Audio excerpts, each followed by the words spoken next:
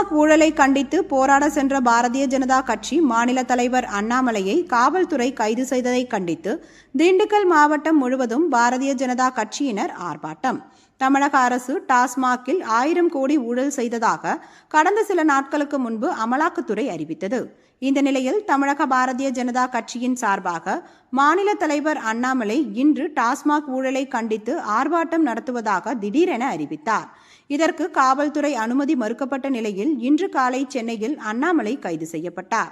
மேலும் அண்ணாமலை கைது செய்யப்பட்டதை கண்டித்து திண்டுக்கல் மேற்கு மாவட்ட பாஜக தலைவர் ஜெயராமன் தலைமையில் பழனியில் ஆர்ப்பாட்டம் நடைபெற்றது. அதேபோல் திண்டுக்கல் பேருந்து நிலையம் அருகே கிழக்கு மாவட்ட தலைவர் முத்துராமலிங்கம் தலைமையில் தமிழக அரசை கண்டித்து ஆர்ப்பாட்டம் நடைபெற்றது.